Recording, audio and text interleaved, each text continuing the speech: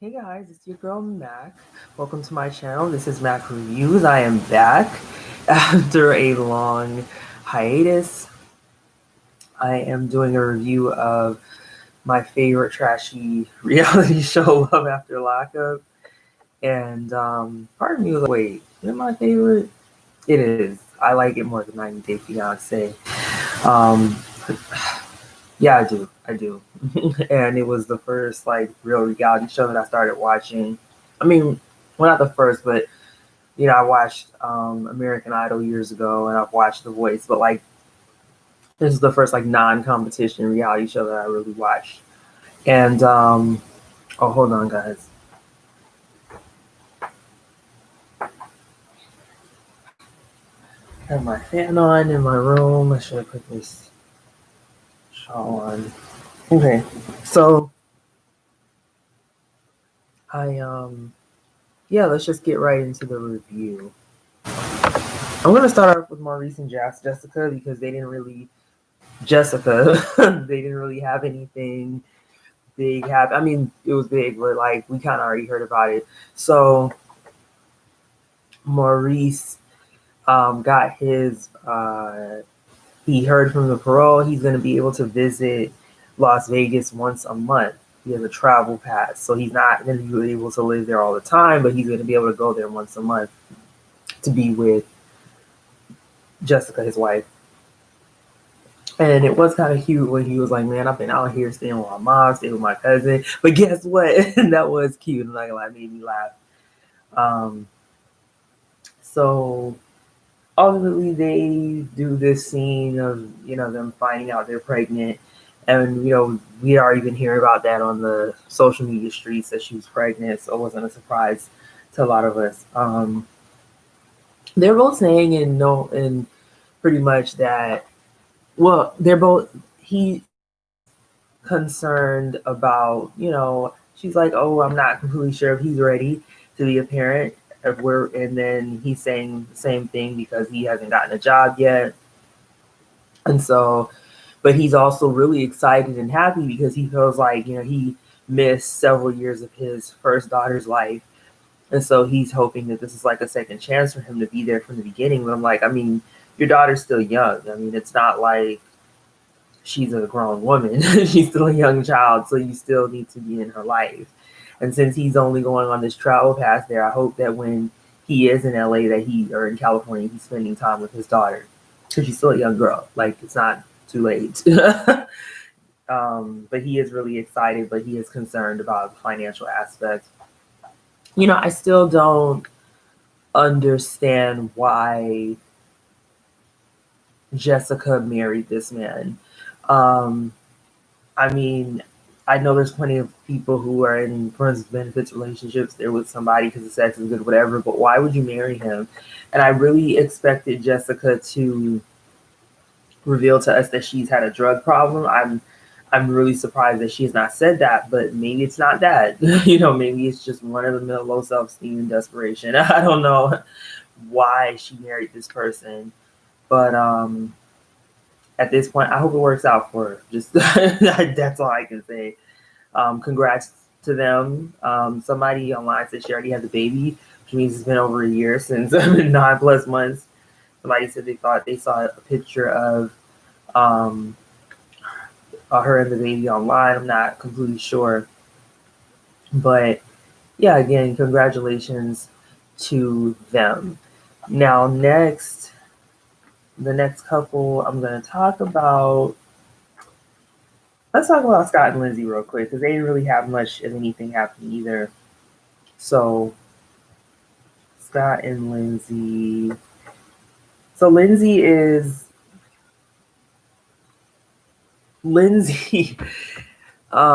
just talking about she's not able to see her daughter because of the coronavirus, and she's really disappointed and sad about that.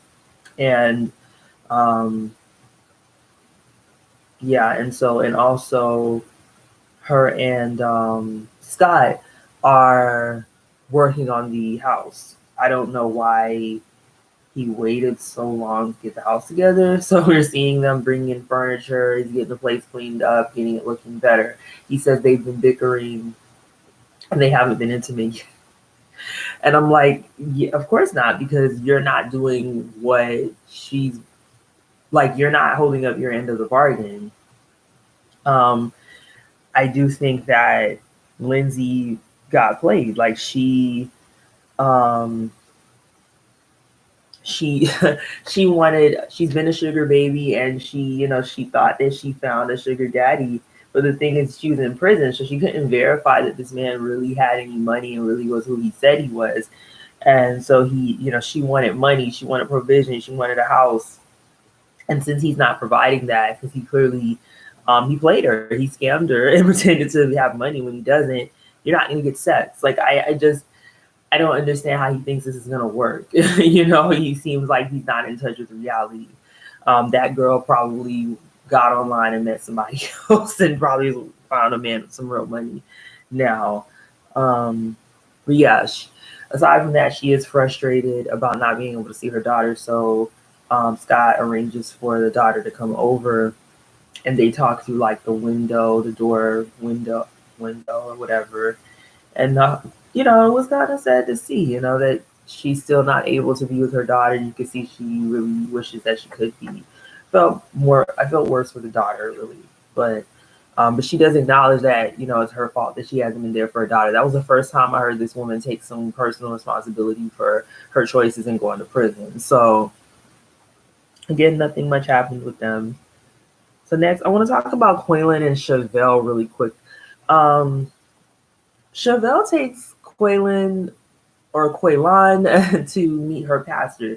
She said that she's known her pastor since she was a child, and I was like, "That's interesting. Has your pastor seen her soft porn hood movies that are on YouTube?" Somebody told us about that, and I saw like the trailers, and I was like, "Wow." So, anyways, so her pastor talks to Kweilyn because apparently he works with men who have been formerly incarcerated. So he just starts asking Kweilyn, like, what do you want to like? He's just telling him, like, you have to do what's right for you. You're out in the new world and everything. We're gone for a while, and you just have to do what you believe is right for yourself. And he asks him who his biggest supporter is, and he says his mom. And the pastor just, I think, helped Kweilyn to really reaffirm what he already knew and what he was already saying, which is that he needs to take care of himself and do what he feels is right. I see a lot of people kind of coming down on Chavel for having these unrealistic expectations, which they are. It's ridiculous for her to um, have all these expectations and put this pressure on a man who's been in prison since he was 17 and just has no idea. Like, she's treating him as if he's regular. Like, she's treating him as if he's a regular person who's been out of prison, who's never been in prison, and who has a career and a job and skills and a life. Like, it makes zero sense. But at the same time, Kweilyn is not some kind of victim. Chavel was probably one of many women he was talking to. He knew what he was doing when he was saying what he was saying to her. He was selling her dreams, and he should not have done that. You can't just play with people's emotions like that. There are consequences when you do things like that. So I think they both were being really unrealistic. I don't know that he really thought through the reality of what it was going to be like when he got out of prison. So I think they're both in the wrong. Now, on the way home, I don't think there was anything wrong with her asking, like, how did it go? His response immediately was, none of your business. And I think that was rude. Period. Like, who is going to say that saying none of your business is not rude? All he had to say was, I don't really want to talk about it yet. I'll tell you about it later. I don't feel like talking. That's all he had to do. But of course, he is a 27 or 28-year-old guy who's been in prison since he was 17. He's emotionally stunted. He's not an adult mentally. He doesn't know how to communicate because he's mentally a 17-year-old boy. So, again, I don't understand what reality Chavel is operating in. I just don't understand what makes her think somebody who's been in prison since they were 17 years old is just like gonna come out of prison and be normal like any other man who hasn't been in prison. I do not get it. But I don't know how they're going to make it. So I do think that he should go live with his mom and just figure out what he wants out of life and get acclimated. I don't think it makes sense for him to come out of prison and try to be a a a husband and a father so quickly when he doesn't even know what he wants to do with his life yet. So yeah, and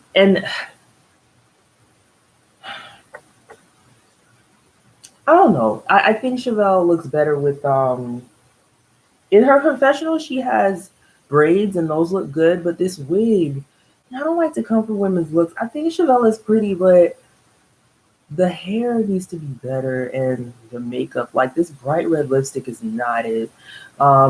So, but I feel like she's pretty, but she just has to make better lipstick and hair choices. Um, but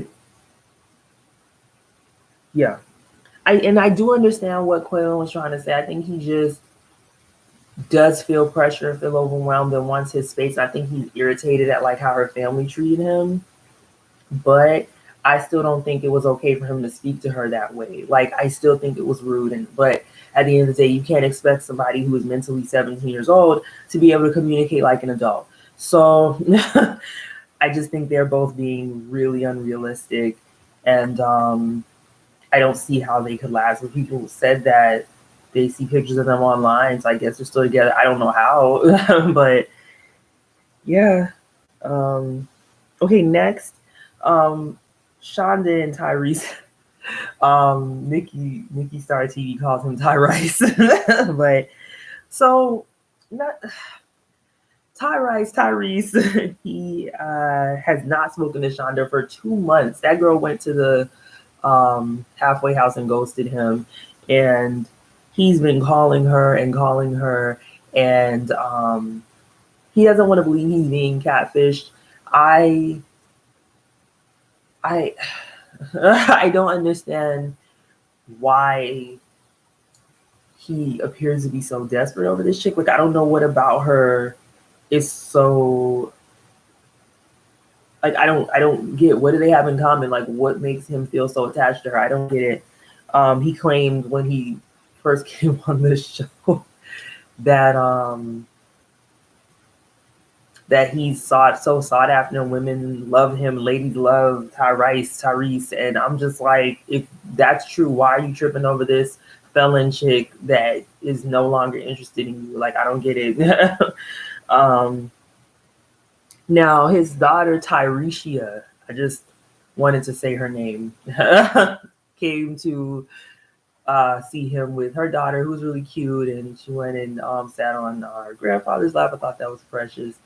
Now people were talking about this girl's eyelashes, and I did notice those eyelashes, and I just didn't think anything about it because I've seen that in real life a few times. Many women wear those kinds of lashes, and I'm just like, listen, if that would makes her feel good about herself, God bless. When I'm not wearing a lot of makeup and if I'm going to the store or whatever, I just do my eyebrows and that makes me feel good. I mean, I don't go crazy with my eyebrows. I don't. I try to do my best, but I mean,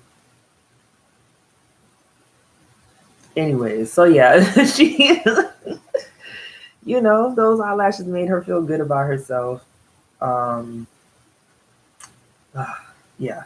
So anyway, so Tyrese also this apartment he was in, that it looked like a hotel room.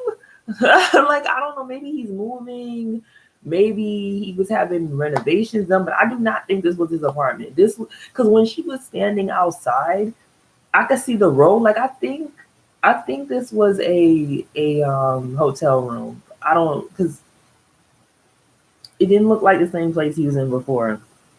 But I don't understand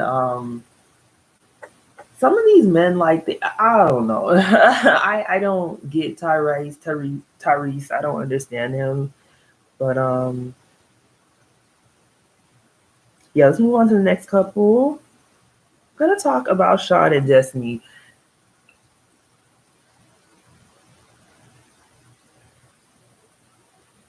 I don't understand Sean. I don't understand. This girl straight punched him in the face, slapped him in the face. And most people would be angry. Most people would be in shock. They would be angry. They would be like, I can't believe this person hit me. I can't believe they put their hands on me. Hi, Freckles. Um, I I don't know if they edited it or if they didn't include the part, but like I cannot understand how, as a man, you would allow a woman to put her hands on you, and not just that, on in front of cameras, in front of a crew, a group of people, and you know this is going to be on national television. I do not understand how he wasn't infuriated. Like, it at that point, I knew something has happened to um I was about to say Sean in his life, not Shane, not Lacey. Sean, something has happened to his life, because for you as a person to allow somebody to disrespect you and put their hands on you, like, and you're not in shock. I mean, he was in shock, but I just, the normal reaction is anger. It's just to be in. I just, and I don't know if it's love. It's got to be some kind of desperation. It's got to be a fear. Maybe something happened to him. Maybe he's been abused when he was younger. I'm not trying to make it more serious than what it is, but I'm just in shock that a man, especially, somebody would just not have a reaction of anger. And I mean, I didn't feel sorry for him. This is what he asked for. So, and he did lie to her. So, I mean, I'm not saying no one deserves to be disrespected. No one deserves to be hit like that. But, he put himself in this situation. And the funny thing that I'm surprised that a lot of these people don't consider is that you're bringing home somebody who is an ex-con. Like, how come none of these people are ever concerned about their safety? I mean, love really must be blind. Because when what's the girl's name? When Destiny was on the phone with her sister and she was like, oh, he doesn't understand, I'm crazy, I'll F him up. I believed her. That girl, who knows, she might slit his tires. She might try to stab. Like, listen, so he went to talk to Hector, who is the realist. Listen, he is the funniest person on this show. And the realest person on this show. He was like, well, I mean, at least she didn't stab you, And I mean, it was funny, but I think he was half serious because, yeah, like, what? Who knows? Can't put anything past this girl.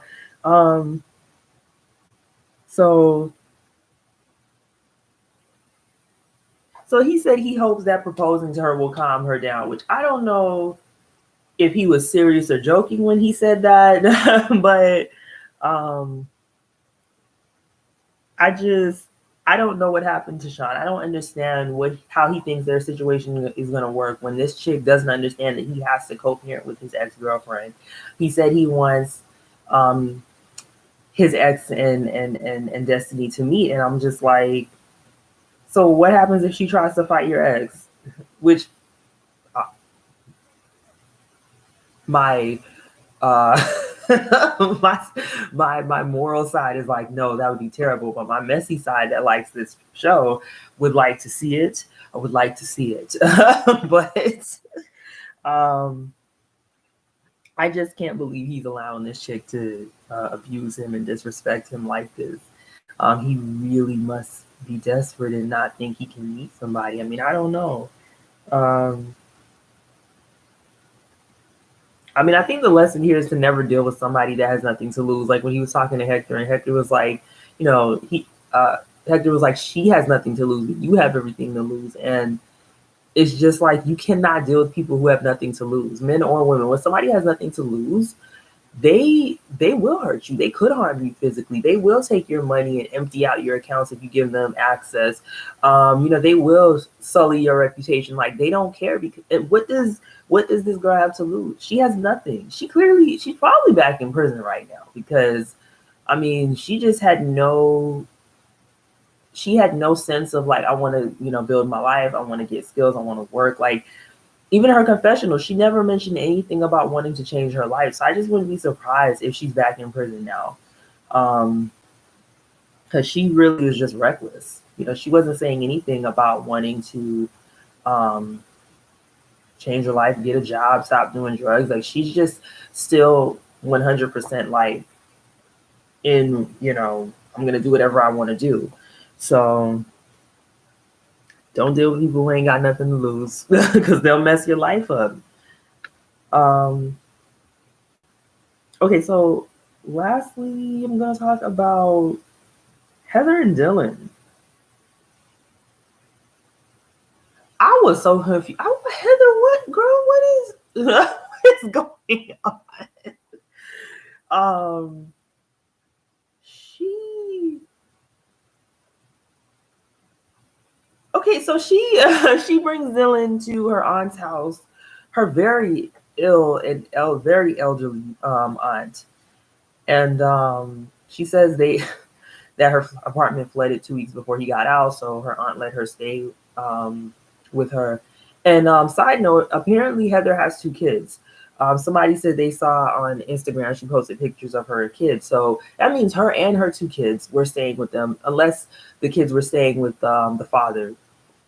So now somebody else was saying, "Oh, the apartment flooded. Did you flood the apartment and get evicted?" Like I don't know. I Heather looks. I don't know. So yeah, so she brings Dylan and she's introducing her to her her aunt and her aunts, and he's a good looking guy, so they're like they're fine over there, talking to him, they're getting to know him, which makes sense. Now that's what family members are going to want to do regardless of what the person looks like. They're going to want to talk to them, but in addition to that, he's a good looking guy. So I kind of didn't understand why she brought him there if she didn't want him to talk to her family members. And I guess she felt like she didn't have a choice. Like I was really wondering why she didn't just rent an apartment, rent an Airbnb, or pay for a hotel room and just went there, because she was clearly very sexually frustrated. Like she just wanted to smash, and that's fine. But girl, why would you set? I mean, the producers probably set up this whole storyline. I mean, that's why. But I mean, she showed out. She showed out on a woman who is clearly close to the end. And I just was like, that's your aunt. She's letting you stay there.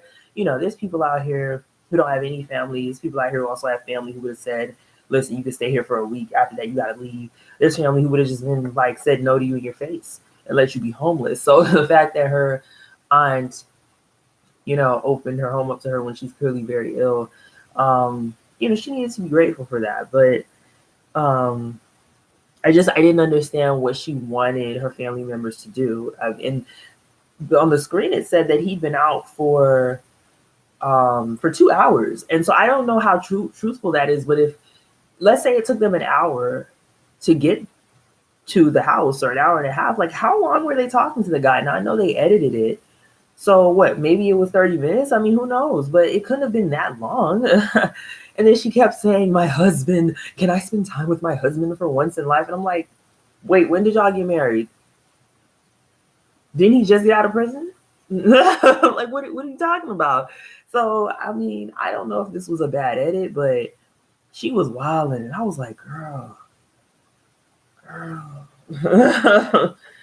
You need to calm down. It was so awkward and weird. It was hard to watch. I mean, that woman raised her voice. She got angry, her aunt, and yelled, and she's on oxygen. Like, I was like, this Heather was really out here fussing with a woman who's on oxygen, who looks like she is very close to the end. Like, I was like, girl.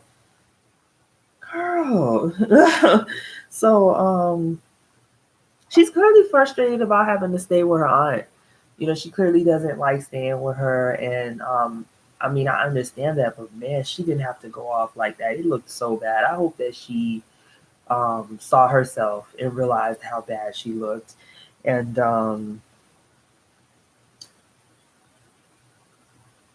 yeah, I just was really shocked at that. I was really shocked at that. That was really hard to watch. I mean, that was really hard to watch. I wonder what's gonna happen, because we see, I don't know if they end up even staying together, because I saw that in the preview that she was like, "F you, you're a B, you're a B." So I don't know if like they even ended up lasting more than a day or two. But um, Heather, baby, she needs to.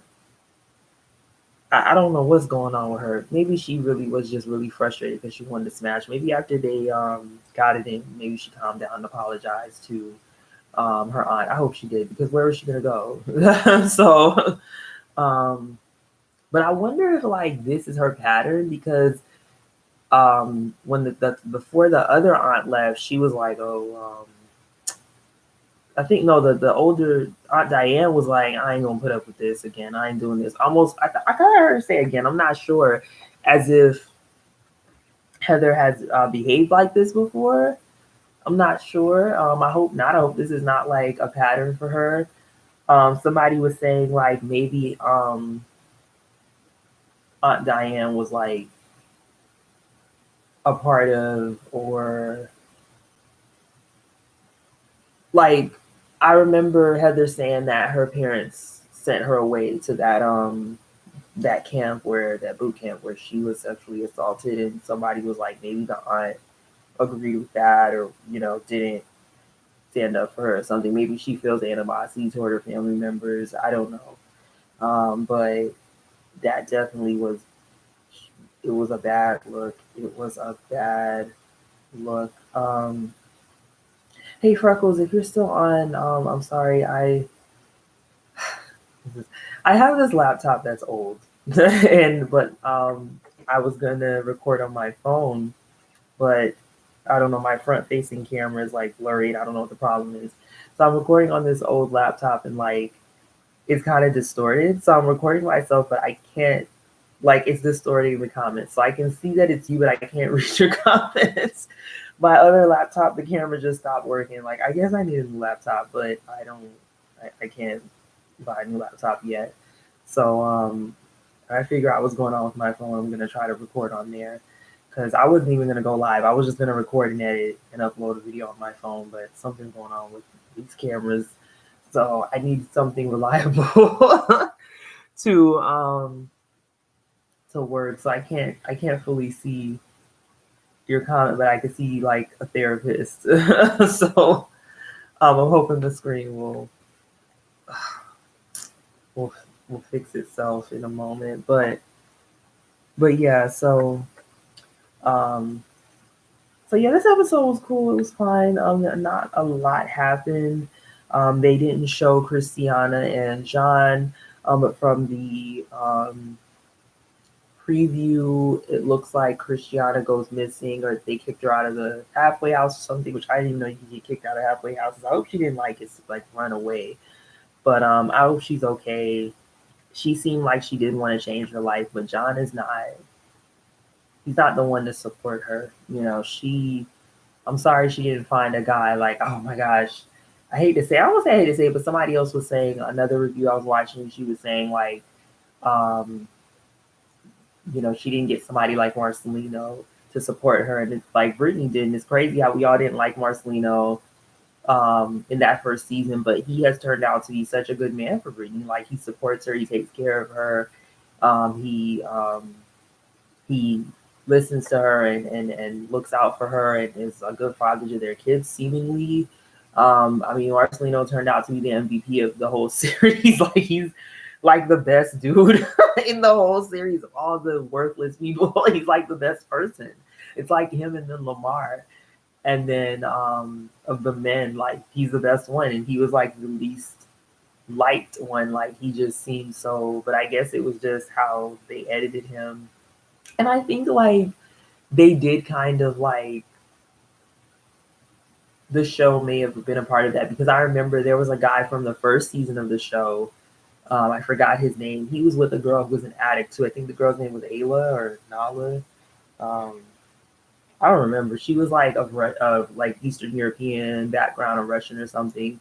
And he was Puerto Rican, and he said how the show tried to like make him out to be like this aggressive, over macho guy, like, and he wasn't going for it. So I don't know if like with Marcelino, they were able to get that because Marcelino went with it more, so, it may be that they do kind of try to, of course they turn these people into a certain character, but they have to go along with it. And he didn't, but Marcelino did. But it turned out maybe Marcelino wasn't what we thought he was. That he wasn't, as extreme as we thought he was. So, but yeah, so shout outs to Brittany and Marcelino. And we'll see what happens with these couples. I was about to say I don't see any of these couples staying together, but apparently Maurice and Jessica are still together, which they didn't really have drama, so it's not surprising.